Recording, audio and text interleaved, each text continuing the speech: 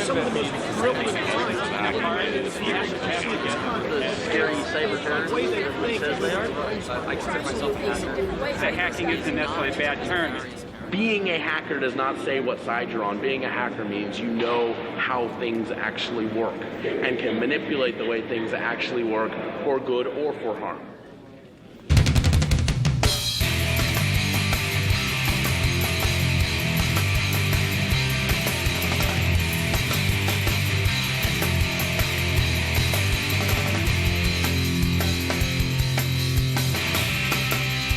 When you think of hackers, forget the criminal aspect of it.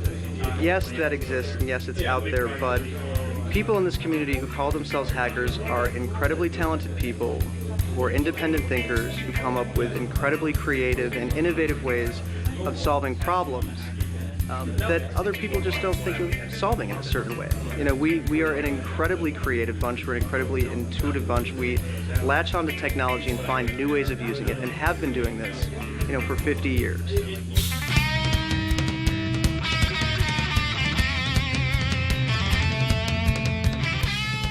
A hacker is someone who wants to know how things work, take them apart, look at the components, see if there's a way to make them better, and put it back together and share that information openly without motivation of profit or fame or anything like that.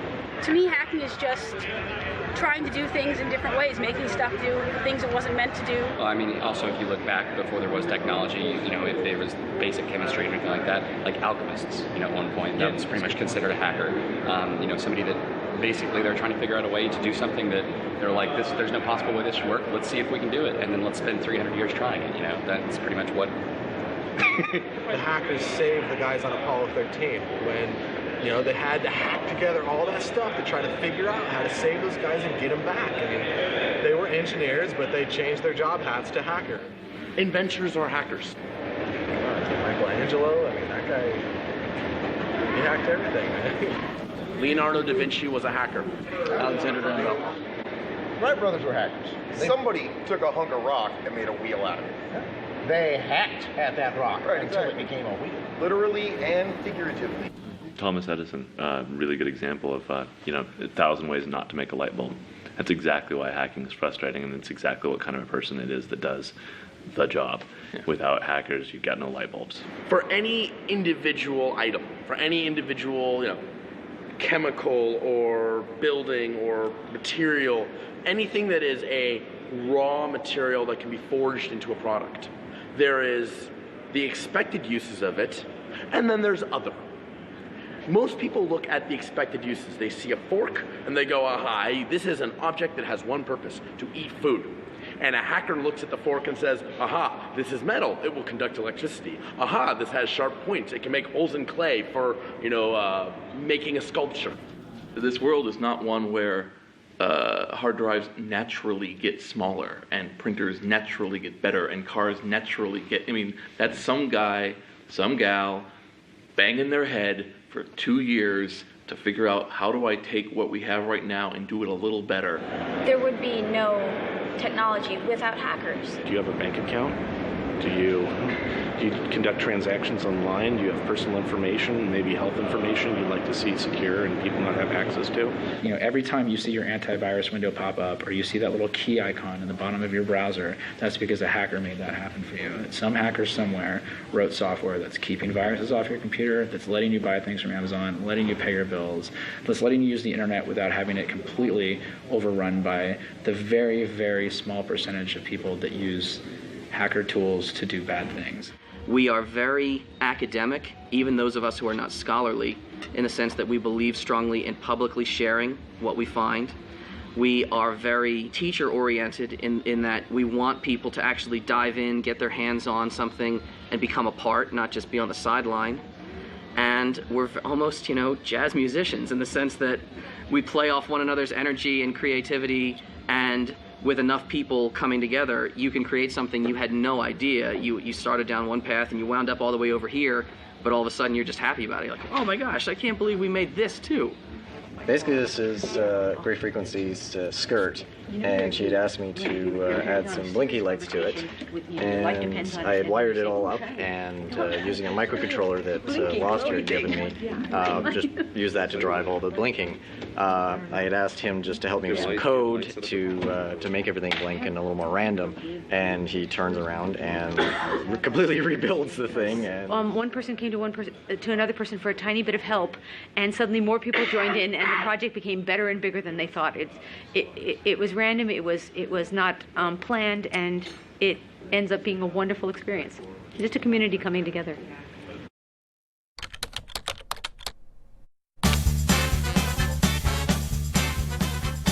Would you say that the community is very diverse? I see Linux, Mac, PC. I think she was referring to people there. The diversity in the hacking community is really, really interesting. It's kind of a smaller picture of the same type of diversity you get from the internet. The community is a lot of people. It's not just the hackers, it's not just law enforcement, it's not just government, it's private sector, it's individual users, ISPs, software manufacturers, companies that have websites, people that hang out on MySpace, people like to read email.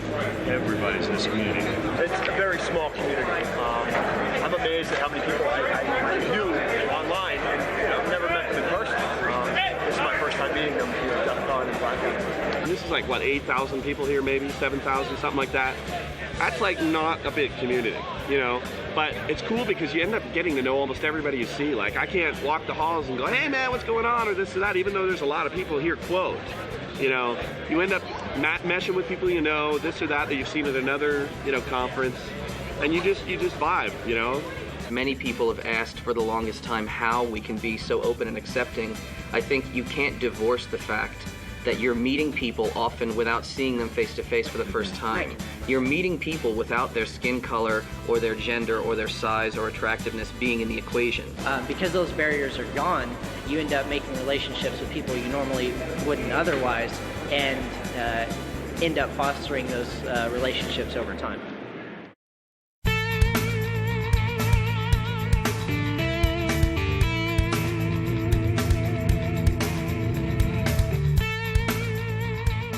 What made it cool originally was the obscurity of it.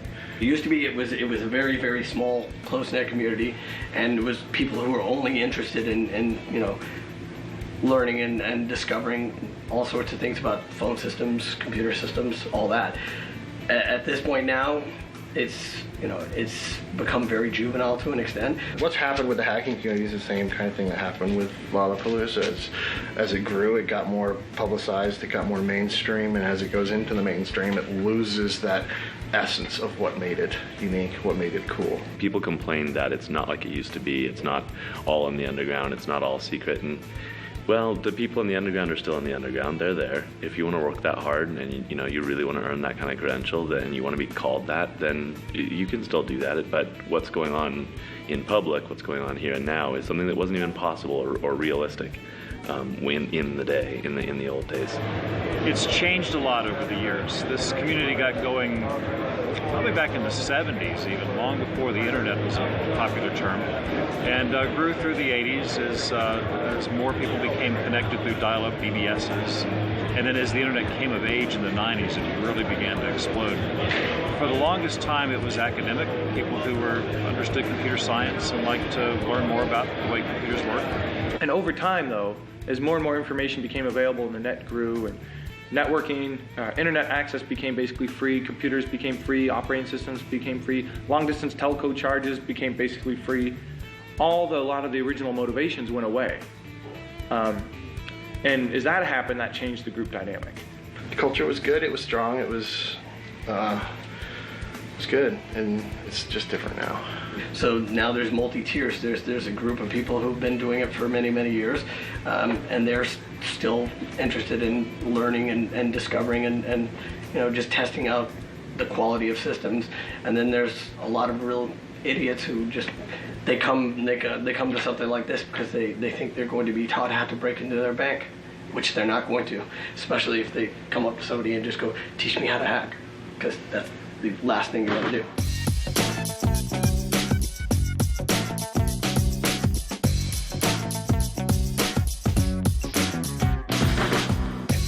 think now, a hacker is somebody that is talented with technology and passionate about it. Not just talented because they went to school and learned something, but talented because they, when they go to bed at night, they think about technology, or when they wake up in the morning, they think about technology, or, technology makes them happy. And everything I do, eat, breathe, my wife swears I talk in numbers when I'm sleeping. Do I feel that's a lifestyle? Absolutely. Sure, it's a lifestyle. We live that, we breathe it. We'll die going that way. We'll be 80 trying to tell these youngins, you don't even know what a 2600 hertz is. I don't actually know if it's something that becomes a lifestyle for anyone. I think you either have that mentality in you, the idea of I want to see what's happening behind the curtain, and if you're not born with it, I can't imagine where you'd get it. It starts off with curiosity, wanting to know, can I do this? Could I do this differently? Could I do this better, more efficiently? But I also like spreading knowledge. I like looking at somebody's face and seeing the lights go on in their eyes, and they go, "Ooh, that's how it works." It's like, yeah, it's not black art, it's not magic. It's just turn this knob and hit that button. They go, "Oh, cool." And now they have a skill. It's sort of like teaching someone to fish instead of, giving them a cheeseburger. And I like teaching people how to fish. That's really cool.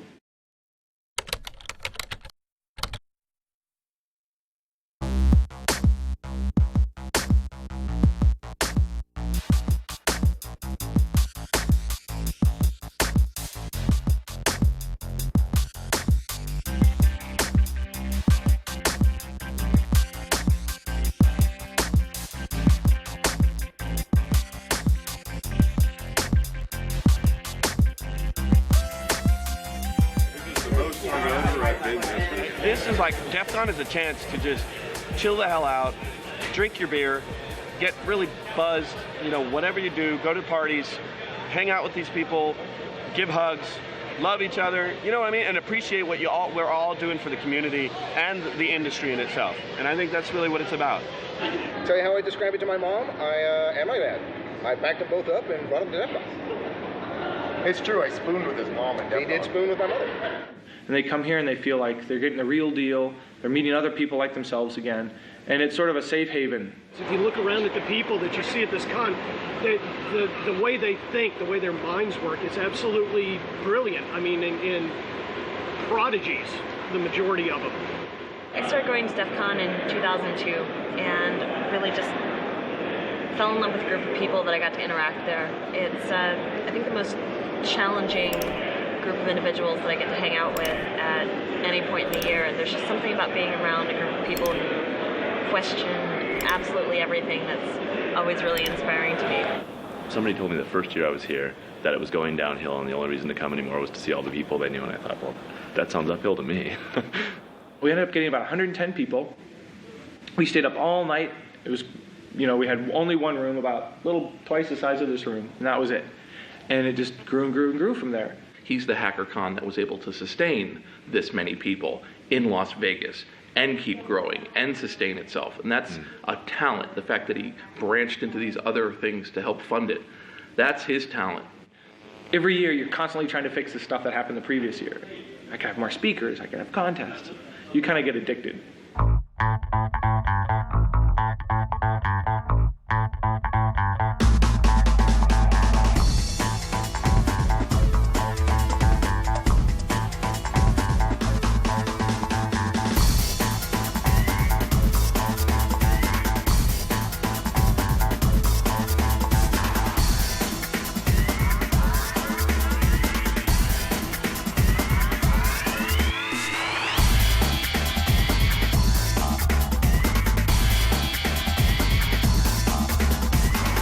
I remember one of my first ons, I sit down at a random table, and there's some guy there. They go, "Oh, hi, I'm Dan."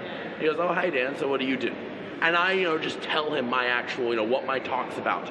And the guy gets it, and he totally understands. And I'm like, where else can I go where what I'm doing is totally understood the first time, and the person's as excited as I am?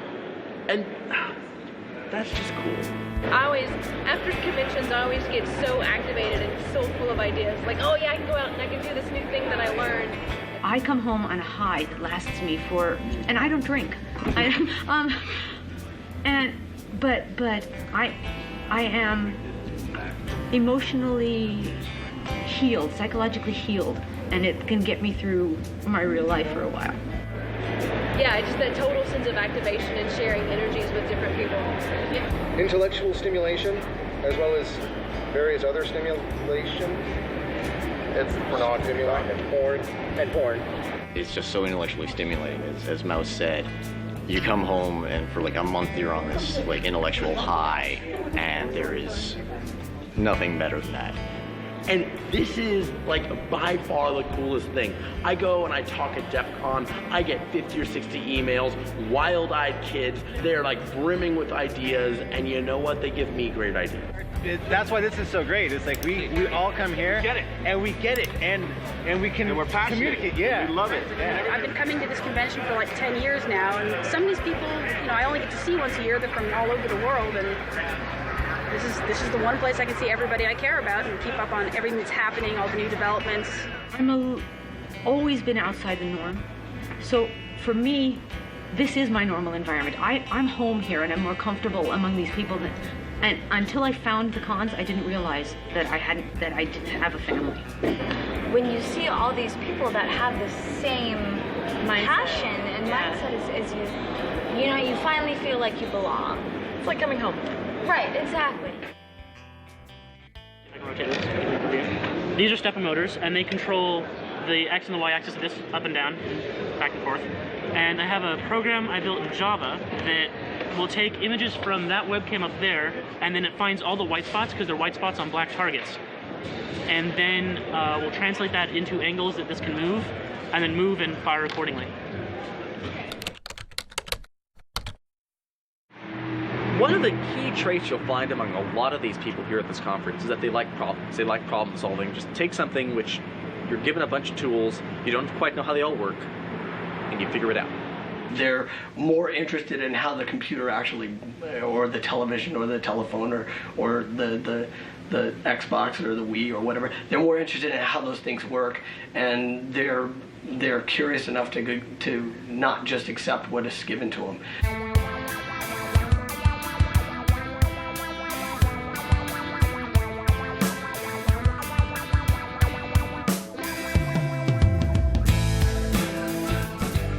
One of the things that we're really pushing right now is the hackerspace action community, trying to get people in their local communities to get together with other people in their communities, some that they know, some that they might not know, and try to build an open public benefit hackerspace where they can all get all of their computers and all of their gear and their tools and things like that out of their basements, out of their rooms, put them all in a shared commercial space, set up a cooperative arrangement where they all agree to do a certain amount of work, they all agree to pay a certain amount of the rent. Basically, we started in 2005. We got a space, got some people. That's all we really did. We said, hey, let's get together and get a shop and build cool stuff and work on interesting problems and get lots of bandwidth and storage for porn and all this stuff, right? Like a collaborative workspace. There's lots of equipment and computers and lots of tools and great big power tools. And people come and work on their own projects or collaborate on projects together. Do things like that and use all those tools and all those equipment to repair old computers, old equipment that could be used, donated to people who might not be able to afford a computer, show people who might not be able to afford net access how to get access using resources that are available in the community, show people how to use open source software to show that you don't have to pay lots of money to get big fancy software programs when free software that does the exact same thing is out there and is actively developed, and to try to bring in people from the community who, you know, might really love this community, that might be scared by the whole hacker element of it. You can stand in the middle of a room and not just say, hey, can I borrow a soldering iron? It's, hey, who wants to just come and solder this wicked, crazy project with me? And half the people, you know, say, oh, that sounds neat. And a couple people just stand up and say, sure, I'll do it.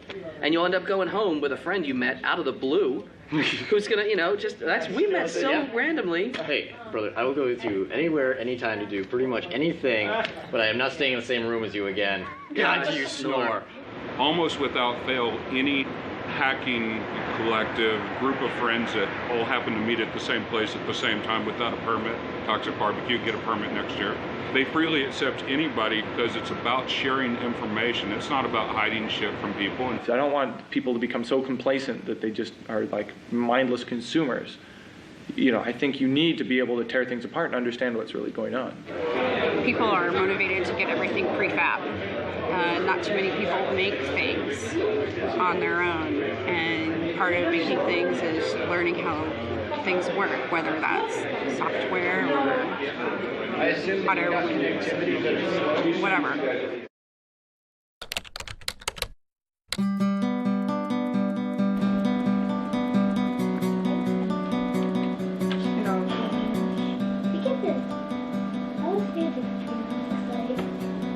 Best way to get America to understand this is to teach our children technology, to give them things that they can take apart and break and learn and say, what happens if I poke the A in B? What happens if I roll this over, or if I build it this way?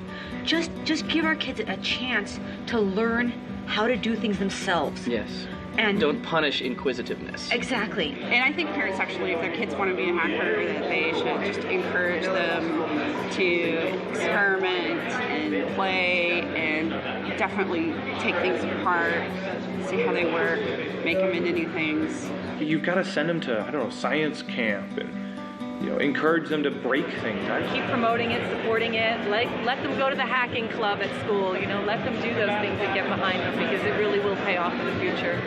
And like we say at the school, it's go geek, not Greek. I probably broke more lawnmowers and outboard engines and, taking them apart, and they kind of almost worked when I put them together, I knew how it worked, I just couldn't quite get it to do it again. It was one of the proudest days of my life when my 11-year-old son took apart his PlayStation 2 to see what was inside of it. His mom, wanted to beat his ass. Me, I went out and bought him another one. Okay, don't take this one apart, but let me show you what this one's made up of. Having children, yes, we have kids too, but ours are smarter. So my children are like total hackers, and they're only 5 and 4. But like my son has broken my BlackBerry freaking password twice, and I don't know how he does it. But it's like he's intuitive that way, Well, hacking starts as a kid. You're given Lincoln Logs, you're given Legos, you're given all these things to create and take apart and put together. But at a certain point, it's replaced. Legos get to a point where your parents tell you you're too old for these, even though you're girls especially. Oh yeah. We discourage our girls from exploring. The toys you give them are pink vacuum cleaners, dolls, and things to make them attractive to boyfriends at some day. Whatever reason, there aren't that many girls that are into science or technology or whatever the case may be. And also, I think that popular culture is less able to accept the stereotype of socially inept geek applied to a woman. It's the same problem, I think. Why aren't there more women in engineering or in medicine? Women are also underrepresented a lot. Some of the hard sciences. The statistics in education are that a lot of women do enter, or are more women are entering this field, but they tend to drop out as they progress. Why do they drop out? Well, maybe it's not conducive to the society that they were brought up in. They don't think it that way because they were brought up to not think in that way. Maybe it's because it's an unwelcome environment, but it is what it is. Nobody developed it to be this way. It just is. And computer security is not really a recognized career path yet, for women. Let me ask you this. Why should there be more women in this industry? Porn. I mean, it's porn. Do you think that there is an uneven balance? Do you think that it's not supposed to be like this? Because I get that from a lot of people when they talk about women in this industry, that there should be more women in this industry. And why? Should there be, or are there more women mechanics? The females in this industry that I've worked with have had some of the most unique and interesting perspectives of anyone that I've actually been with. It's to the point where it's like, what? There are incompetent people of both genders. And if you actually find someone competent, gender's the last thing on your mind. The good thing, though, is as a woman, everybody will talk to you. They'll tell you whatever you want to know. They'll be happy to buy you drinks. They're just excited that, hey, women are interested in this stuff. Cool. It's not just a total guy geeky thing. Because, a lot of girls will kind of stereotype that. Oh, God, it's like he's a nerd, he's a geek, he's like doing this.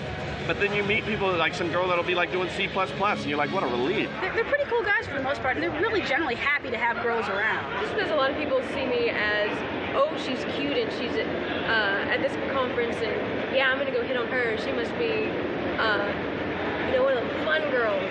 But I mean, every once in a while I find someone cool that I can actually talk to and doesn't seem like they're gonna try to get in my pants. There's kind of like there's two camps. Either like they run away, or they completely are totally forward. See, I haven't hit on you, have I? I don't know. Your post last night. I came here just to see you. Well, you called me out. Of course, you get a couple idiots who automatically see a cute girl and think that she must be a scene whore, but they normally get put in their place real fast by a couple of goons who are, willing to say, man, what I can do to you ain't half of what that girl's going to do if she has to get a hold of you because you won't shut up.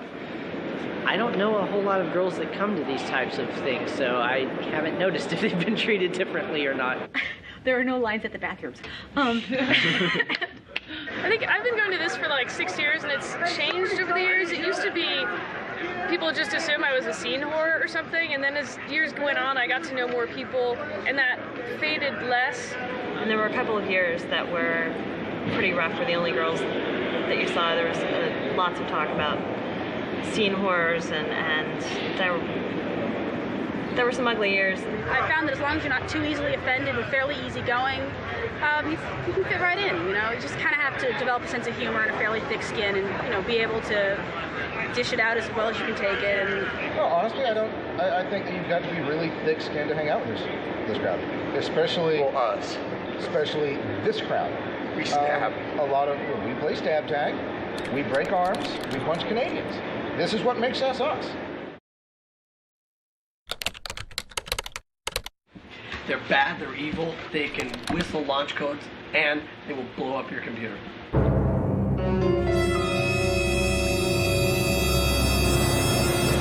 How does the media portray anything? It just portrays it by soundbite. And media influence and so forth. Hackers are all bad guys hiding in their parents' basement, slaving away in front of a monitor at 2 in the morning with large stacks of cola sitting there. I don't think that it's the rule that we're all secluded in our dungeons, typing away frantically, trying to take over the world. I mean, I am, but... The public opinion of the hacking community is that hackers are stealing their credit cards, that they're breaking into their personal files. They think they're spreading viruses and breaking things down and generally spreading chaos, and that's just not the case at all. Yeah, Hollywood portrays hackers in a bad light most of the time, and I think that's wrong, because most of the hackers that I know are damn good people who are just trying to break things to make them work better. People started using computers to commit crimes, and instead of just calling them a computer criminal, we decided or the media decided to appropriate the name hacker and apply it. We already had a meaning for the word hacker. It was a good thing. It was a compliment, And no matter what we say, no matter what we do, the average user or the average, they're going to see it that way. That's what they see on TV, and they believe what they see on TV. Hollywood takes a prostitute walking the streets in Hollywood and has her meet Richard Gere, and it's all fiction. Some movies are actually fairly accurate at hacking. Some of them are not. I haven't seen Angelina Jolie here yet. The movie Sneakers, where they're showing the line trace, hopping from continent to continent, from satellite to satellite. I thought that was the most hilarious thing. I mean, Die Hard was a little bit of a stretch, but Die Hard 4 or whatever. So I went and saw it, and I said, yeah, that was really a light telling of what was possible. I was kind of disappointed that they really downplayed what could be done the way they did. Yeah, there's a lot of credibility there. They did a pretty good job of bringing to light some vulnerabilities that are not well understood, but could cause problems should somebody figure out how exactly to break into it. I think the best thing that happened in that movie, as far as making people aware of things, was the social hack that the kid did with calling OnStar and said his dad was dying and please start the car. So that's the first the first time I've ever seen a really well demonstrated example of social engineering. Hackers the movie, it kind of borders on both. There's some accuracy to that. A lot of it is, computer generated graphics that makes hacking look like flying through a, digital landscape. It's definitely not like that, but I think the one thing that stood out from that movie, and I'm going to get crucified for saying this, and everybody gives me crap, but I think they got one thing right in that movie. I think they got the fact that even the characters, while they were way over the top, were generally good people and just were, they were passionate about technology, and they didn't really want to hurt anybody. They were just kind of pranksters, and they're the best, they had good intentions. And I think that's what that particular aspect of a very over-the-top dramatic interpretation was pretty right on. I mean, I think almost everybody in this build, I think almost everybody at Defcon has good intentions. I don't want to break in anybody's computers. I'm not 12 years old anymore. Defcon, this conference, and all these gatherings, the films, they're the petri dish, and the people have to live in them. There's really not a lot of connection between the environment that hackers work in and what the people themselves are doing or who they are. And it's hard to see that difference when all you get is this sort of interpreted medium of storytelling, because storytelling is fundamentally good for teaching lessons, but it's not really very good for understanding the people. It never really was, and nobody does a character study in hackers because they're kind of boring. Oh!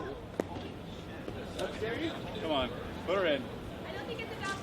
We got a camera on us. We got to do this sometime. It's been an old Defcon tradition to have a dunk tank with water pouring on the great and the good of hackers, and the guys very nicely donate the money to the Electronic Frontier Foundation. The Electronic Frontier Foundation started about 16 years ago now, at the very early beginnings of when the net was turning up for the first time, and really law enforcement and judges really didn't know what to do with a lot of the things that were happening on there. The EFF is basically the online equivalent of the ACLU. When you're some guy that maybe works at Microsoft or some guy that sits in a cubicle all day, but you're also on the outside at home breaking the boundaries and changing things, you don't have much protection from if the government says, no, you can't do that, or a corporation says, no, you can't do that, we're going to sue you.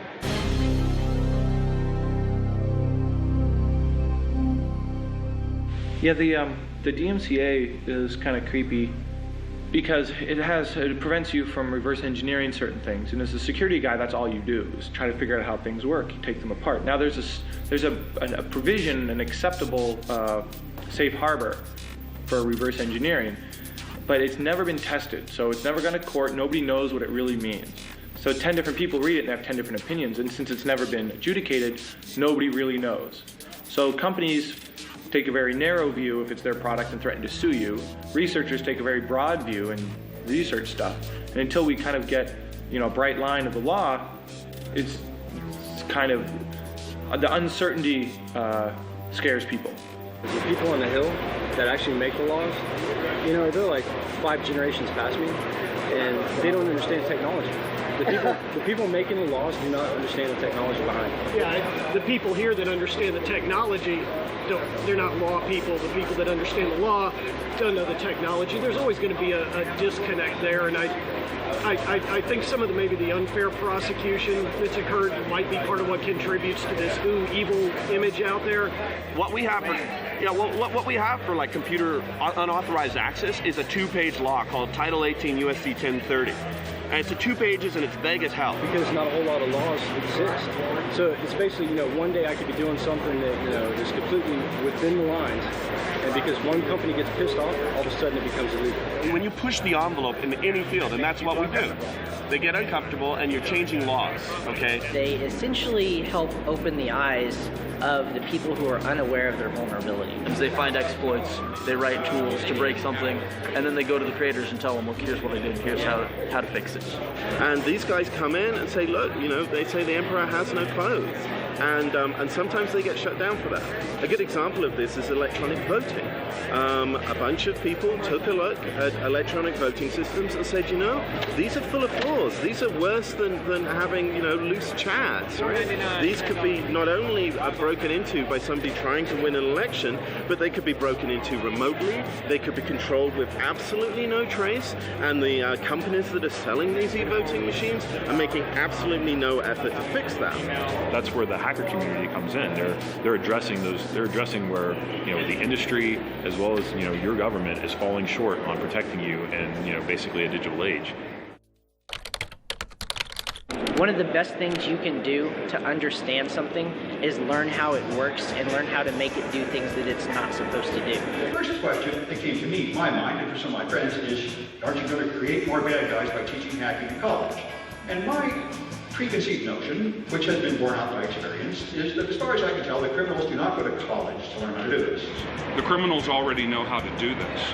You're sharing the information to the uninformed consumer so that they have the will of the mighty dollar to force the manufacturers who are profiting off of those substandard products to improve them and actually make you safe instead of just making you feel safe. We spend a lot of time talking about where the line is and looking at the line and saying, there's the line. We want to be on one side of it, not necessarily the other. So we kind of bring some of that more holistic view of hacking is okay, but hacking for the wrong causes is not.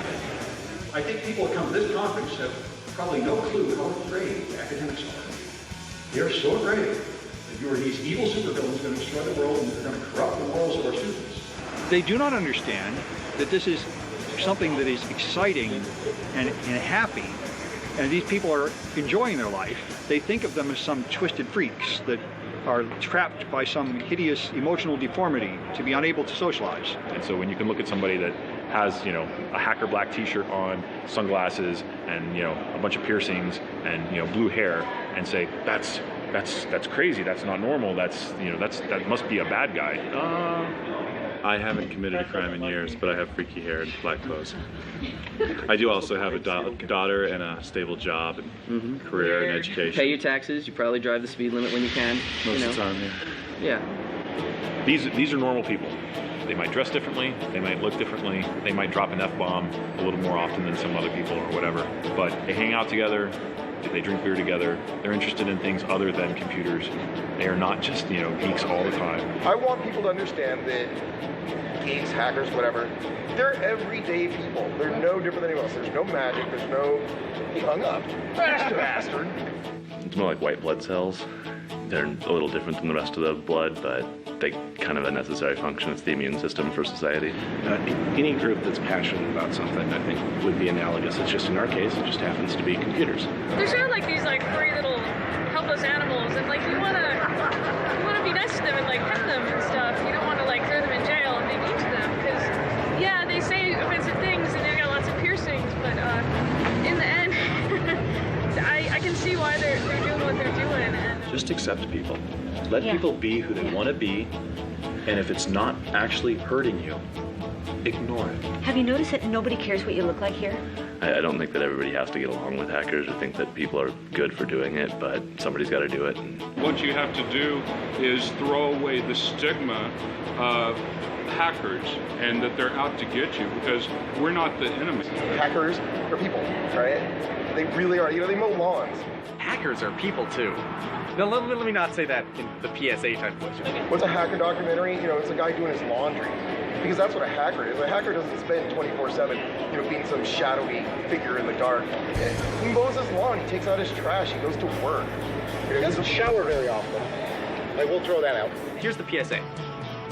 Hackers are people too. I'm a strong Carlson, the more you know. Hackers are people too. They're just people with an IQ that's a good 20% higher than the average normal. So they get bored real easy. So they have a tendency to pull pranks and try to find ways to make life more interesting. And there's nothing wrong with that. There's nothing illegal about that. Hackers are people too. Just because we're smart and we push technology where it wasn't. Sorry, my bad. hackers are people too? Well, certainly we're people. Are they really? Yeah. Hackers are people too. We're good peeps, yo. Give a hacker a hug. Hug your hacker. Yeah, don't be scared. We're warm and fuzzy. We're good people. Just give us a hug.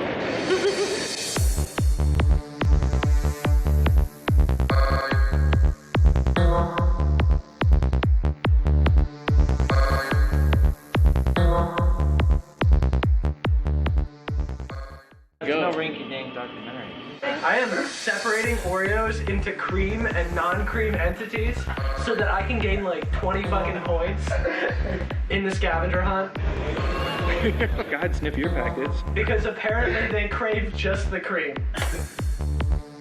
All right, I need an out loud countdown. Here we go. 1, 2, 3, 4, 5, 6, 7, 8, 9.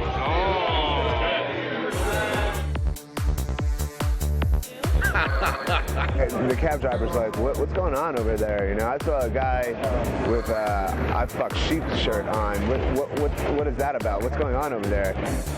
Is the answer Margaret Thatcher, the color green, and Wisconsin? Damn! You can call me anything you want, just not late for dinner. I don't have a name. They didn't give me one. Hackers are broke. Like very much not. Yeah. I was abandoned at birth at a Bavarian eatery. I think it's his mom. It is my mom. Hello, Mom. Give me one of the Defcon. They just call me Strudel. My name is Inigo Montoya. You killed my father. You're about to die. You know, my kids aren't old enough to run a port scanner yet.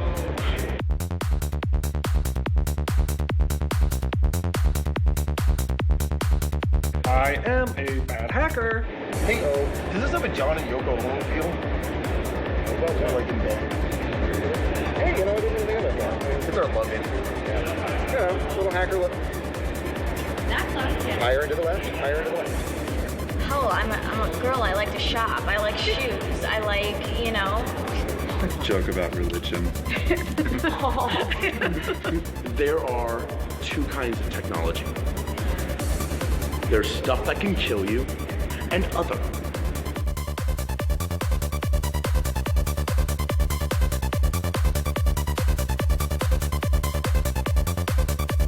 Leave this.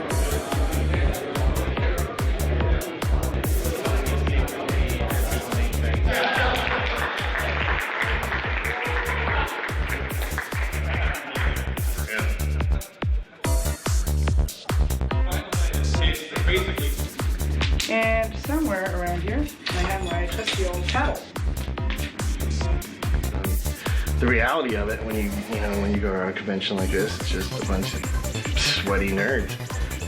So one of my neighbors gets locked out of her apartment, and I see her in the lobby. I'm like, oh, hi, what's going on? She's like, not much. I'm locked out. I'm waiting for, locksmith to come. And I'm like, oh, hang on. Let me go grab my lockpick. And she looks at me like I just grew horns. I'm like, no, it's okay. I'm a hacker. And she goes, oh, okay. What?